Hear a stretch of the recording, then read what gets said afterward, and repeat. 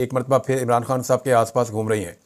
और ऐसे में इमरान खान साहब का अपना जो स्टेटमेंट है वो सबसे ज़्यादा इंपॉर्टेंट होता है। इमरान खान साहब ने कुछ बड़ी अहम चीज़ें की हैं और कही हैं। उन्होंने जो कुछ कहा इसके असरात आने वाले दिनों में सियासत के ऊपर होंगे। इमरान खान साहब ने क्या कहा पहले आप ये देख लीजिए, फिर मैं आपको बताता हूँ कि मेरे पास क्या खबर है इमरान खान साहब के हवाले से। इमरान खान साहब ने मुख्तलिफ जगहों पर रिपोर्ट हुआ है और जो रिपोर्ट हुआ है वहीं से मैं आपको पढ़ के बताता हूँ कि एक्चुअली इमरान खान साहब क्या कहना चाह रहे हैं और उन्होंने कहा क्या है और बाहर खबर क्या आई जेल से।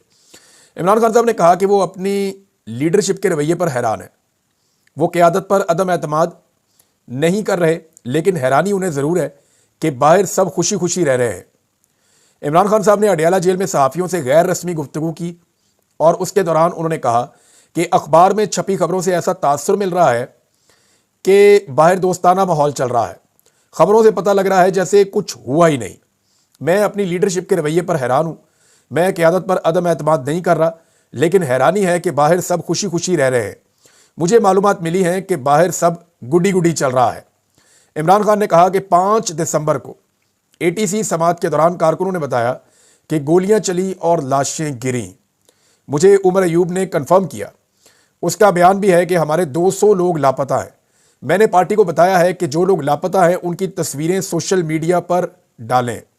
उन्होंने कहा कि ऐनी शाहिदीन ने गोलियां चलते लोगों को गिरते खुद देखा है। डी चौक में लाइट्स बंद करके ऑपरेशन क्लीन अप किया गया। डी चौक का सानिया इतना बड़ा है कि लोग सदियों तक नहीं भूलेंगे। मुझे तवक्को थी कि इस मामले को पार्लियामेंट में जोर से उठाया जाएगा। अच्छा, ये इसको पहले आप यहां तक रोक लें। इमरान खान साहब ने आगे क्या कहा वो मैं आपको बाद में बताता हूं, लेकिन मामला यह है कि इमरान खान साहब की जो पार्टी की क़यादत है उसने मुकम्मल तौर पर मायूस किया है। आज 13 दिसंबर है और 26 नवंबर की रात को सानिया हुआ था। 17 दिन गुजर गए, इसके बावजूद पाकिस्तान तहरीक इंसाफ की FIR का कोई मतन, FIR करवाना तो दूर की बात है, पुलिस स्टेशन तक चलकर जाना तो दूर की बात है। ये लोग कौमी असम्बली में रोजाना जाते हैं, सेनेट में रोजाना जाते हैं, लेकिन इन्हें कोई कुछ कहता नहीं है। आप ये अंदाजा कर लें कि मैं क्योंकि वो मौक़िफ़ नहीं ले रहा जो रियासत इस वक्त चाहती है। रियासत दबा के अपनी मर्जी की बात कहलवाना चाहती है। मैं वो बात नहीं कह रहा तो मैं कहाँ, मैं इस्लामाबाद जाने का ख्वाब भी नहीं देख सकता, अपने घर जाने का भी नहीं सोच सकता हूं।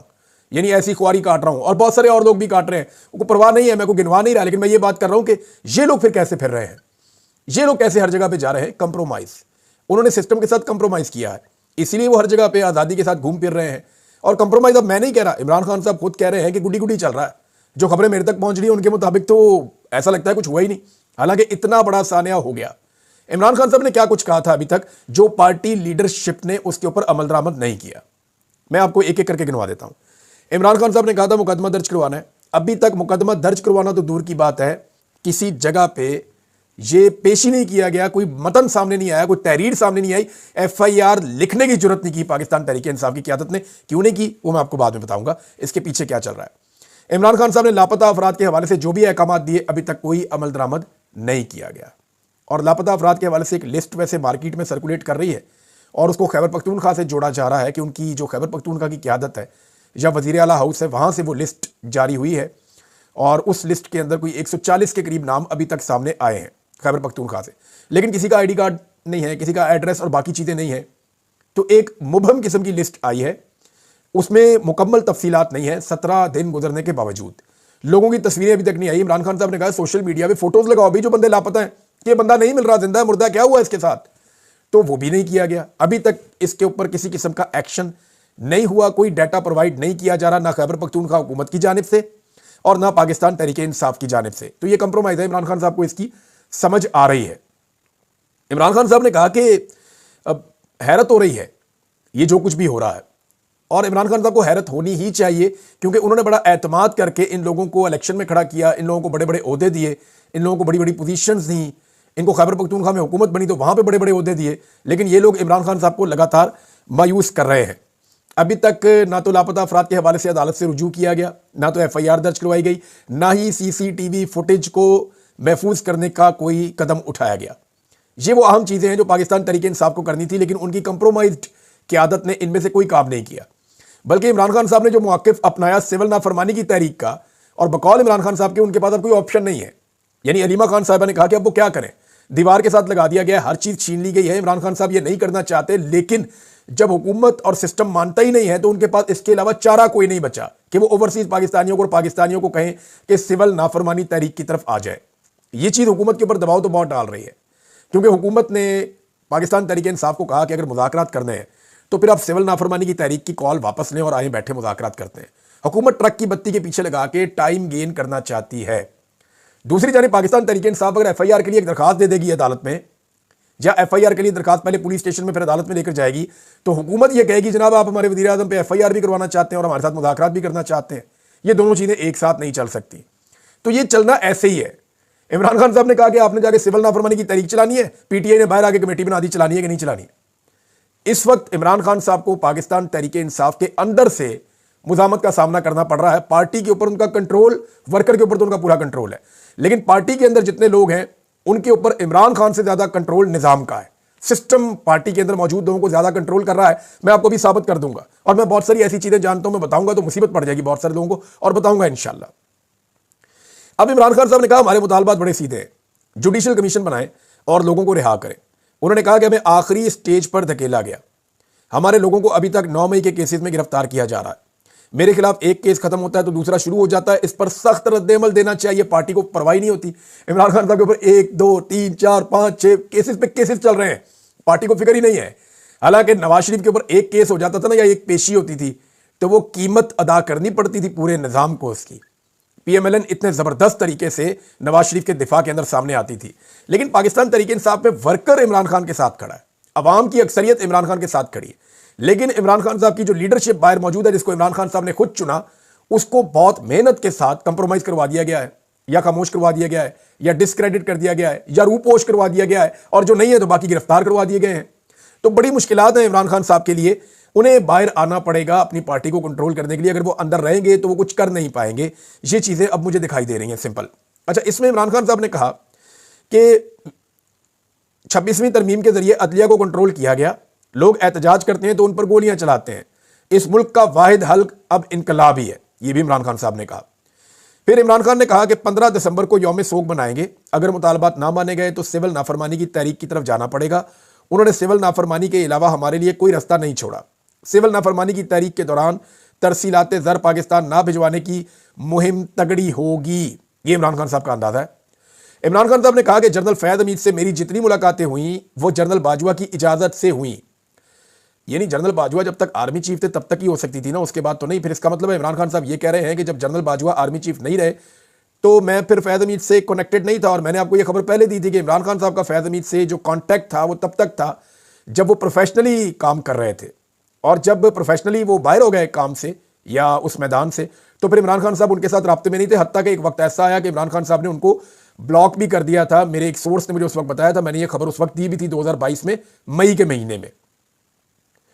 तो जनाब उसमें यह है कि उन्होंने कहा जी जनरल फैज़ जाकर जनरल बाजवा को ब्रीफ करता था। जनरल फैज़ पर चार्जशीट हाउसिंग सोसाइटी की है, 9 मई का इल्ज़ाम है, तो जनरल बाजवा को भी इसमें बुलाएं। जनरल फैज़ जनरल बाजवा के मातहत था, ये जनाब इमरान खान साहब ने कहा।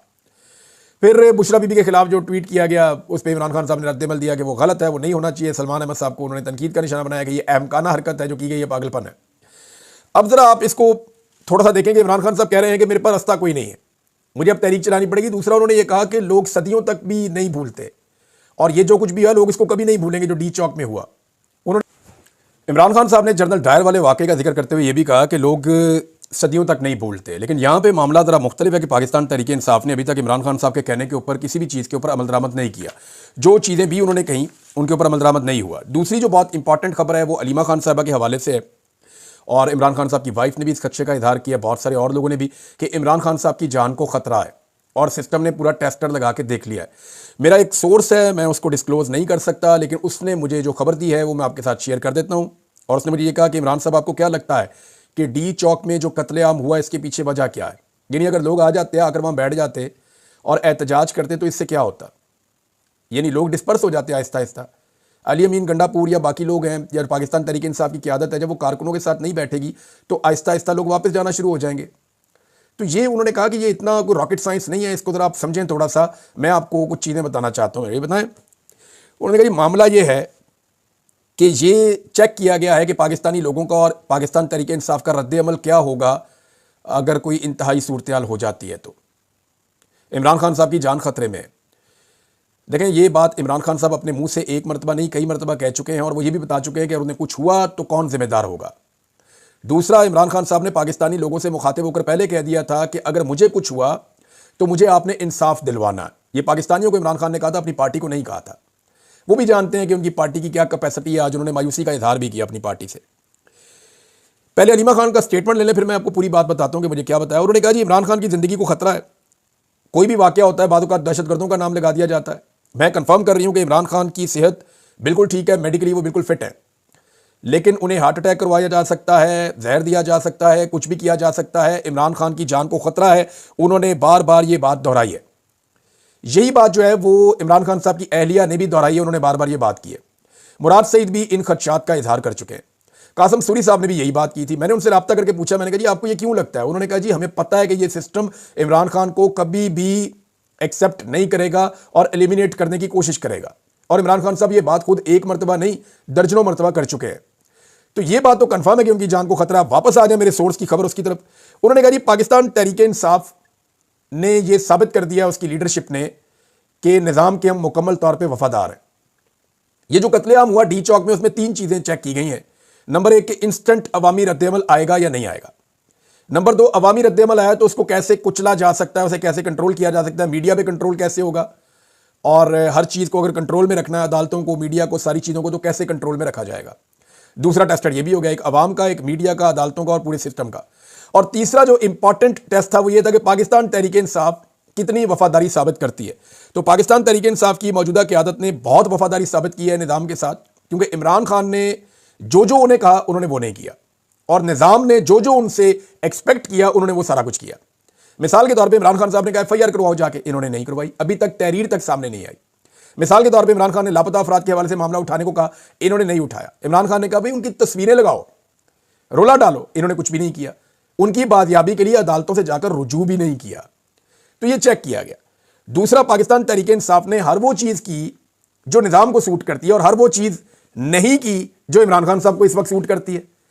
तो ये सिस्टम ने तीनों चीज़ों को टेस्ट कर लिया है। नंबर 1, अवाम को कैसे कंट्रोल करना है। नंबर 2, सिस्टम को कैसे, बाकी चीज़ों को कंट्रोल करना है, मीडिया को, अदलिया को, इंतजामिया को, सबको। और नंबर 3, पाकिस्तान तहरीक इंसाफ से किस तरह से काम लेना है। अब जो लोग इमरान खान साहब के वफादार हैं उनकी हालत यह है कि या तो वो जेलों में पड़े, या वो बेचारे रूपोश हैं, सामने नहीं आ सकते, या उन्हें डिस्क्रेडिट किया जा रहा है। यानी बहुत सारे ऐसे लोग हैं पाकिस्तान तहरीक इंसाफ में जिनको प्लानिंग के साथ डिस्क्रेडिट किया जा रहा है। इमरान खान साहब की फैमिली की आप बात करते हैं ना, उनकी बहनों की, उनकी बीवी की, डिस्क्रेडिट किया जा रहा है कि इनको अवाम से हटा दो, दूर कर दो। सिर्फ जो है वो जो लीडरशिप है पार्टी की उसको पब्लिक के बीच में एंगेज करें, ताकि जब भी पब्लिक को उठाना हो तो उनको इस मामले को सबको दबाना कैसे है इसकी तैयारी। मिसाल के तौर पर कोई बड़ा वाकया पाकिस्तान में हो जाता है, खुदा ना खास्ता, तो पाकिस्तान तहरीक इंसाफ कॉल देती है, दूसरा कहता है ये कॉल, पहला कहता है ये कॉल। ये आपसी लड़ाइयों में पब्लिक को इतना उलझा देंगे कि निजाम को वक्त मिल जाएगा, और वक्त ही निजाम को चाहिए होता है, जो अभी देकर साबित किया पाकिस्तान तहरीक इंसाफ ने कि बेफिक्र हो जाए, हम आपके साथ खड़े हैं। और ये ऐसा ही हुआ है। हत्ता कि लाशों का मजाक जानबूझकर उड़ाया गया। ये मेरे सोर्स ने कहा। आपको क्या लगता है कि लाशों का मजाक को वैसे उड़ाया, जानबूझकर उड़ाया गया, ताकि मैक्सिमम देखा जाए कि कितनी फ्लेक्सिबिलिटी आ सकती है, दूसरी जानिब से देखा जाए कि कितना बोझ उठा सकते हैं पाकिस्तान तहरीक इंसाफ के कंधे जो लीडरशिप बाहर मौजूद है वो। और इमरान खान साहब आज, क्योंकि मैं इसलिए बोल रहा हूं, इमरान खान साहब ने खुद इनके ऊपर अदम एतमाद तकरीबन कर दिया है, हैरत का इजहार कर दिया। मैं तो बहुत सारे फैक्ट्स जानता हूं, मैं आने वाले दिनों में चीजें आपके सामने और भी रखूंगा। अब इसमें जो है फैसल वाडा जैसे लोग जो है वो ज़ेन सादी का काम कर रहे हैं, बार बार कहते हैं इमरान खान की जान जा सकती है, अगर जान बचानी है तो बुशरा बीबी को तलाक दे दें, वरना उनकी जान जा सकती है, उनकी जान वाकई खतरे में है, वो सीरियसली खतरे में है। वो ये कहते हैं कि अंदर से शवाहिद आ रहे हैं, डिवाइसेस दे दी गई हैं, ये किया वो किया। लेकिन 3 चीजें हो सकती हैं, या तो मिलिट्री कस्टडी में फैज़ हमीद है, मिलिट्री कस्टडी में मिलिट्री खुद खबरें दे रही है फैसल वाडा को कि जाओ इमरान खान के खिलाफ बोलो। नंबर 1 तो ये हो सकता है ना। नंबर 2 ये हो सकता है कि फैसल वाडा अपने से खबरें दे रहे हैं, झूठ बोल रहे हैं, और मिलिट्री एस्टेब्लिशमेंट इसको एंजॉय कर रही है, ठीक है झूठ बोलने दो। 3 ये हो सकता है कि उनका सिस्टम इतना कमजोर और नाकस है कि उसके अंदर से खबरें निकल निकल के बाहर जा रही हैं और उन्हें पता ही नहीं चल रहा। यही हो सकता है ना। तो आप खुद ही इसकी पॉसिबिलिटी देख लेंगे एक्चुअली क्या हो रहा है। बहरहाल इमरान खान साहब को अगर एलिमिनेट खुदा ना खास्ता किया जाता है, मैंने कासिम सूरी से खुद भी बात की, उन्होंने, मैंने को बताया कि उन्होंने क्या कहा।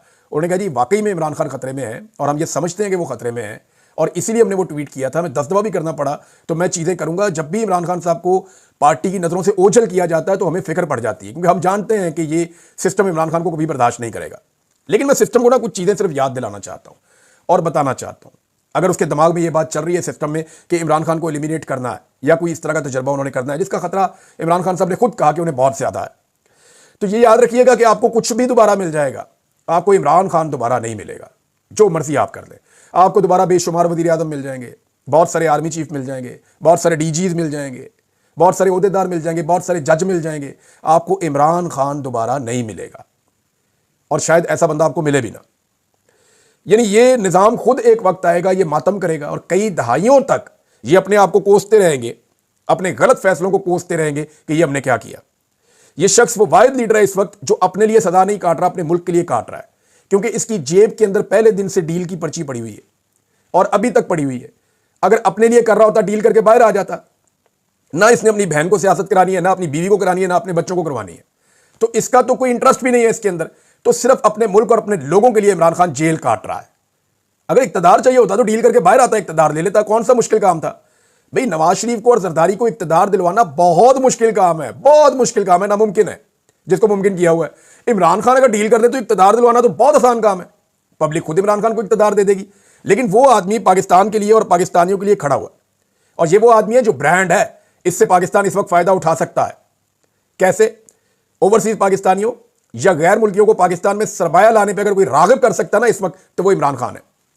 इस वक्त ये वाहिद आदमी है जो पाकिस्तानियों को, पूरी कौम को, बल्कि नौजवानों को उनकी मायूसी को मिटा सकता है, उनको दोबारा से हौसला और एतमाद दे सकता है। ये इमरान खान कर सकता है, बाकियों से नहीं होगा। आप करके देख लें, जितनी दफा मर्जी आप करके देख लें। आप सिर्फ अपने मफाद के लिए या अपने दुश्मन के तौर पे इमरान खान को ना देखें, आप उसको एक पाकिस्तानी के तौर पे देखें। आपको और बहुत सारे दुश्मन मिल जाएंगे, बहुत सारे दोस्त मिल जाएंगे, आपको दोबारा इमरान खान नहीं मिलेगा। ये बात मेरे से आप लिख कर ले लें। लिहाजा सिस्टम को जो है वो होश के नाखून लेने चाहिए और इमरान खान से नफरत करने की बजाय उससे बात करनी चाहिए। देखें, वो आपसे हारेगा नहीं, आपसे हार नहीं मानेगा। ये सारी दुनिया जानती है, आप भी जानते हैं, इमरान खान आपसे हार नहीं मानेगा। लेकिन अगर वो चाहे तो आपको हारने भी नहीं देगा। पाकिस्तान के लिए वो इतना कर सकता है कि वो आपको भी हारने ना दे, क्योंकि for the sake of this country वो ये लड़ रहा है मामला। अगर आपको ये लगता है कि वो जीत जाएगा, उसमें आपकी हार है, तो वो आपको हारने भी नहीं देगा। मैं इमरान खान को इतना तो जानता हूं। अब सोचना यह है कि आज इमरान खान कहां खड़ा है और आप कहां खड़े हैं।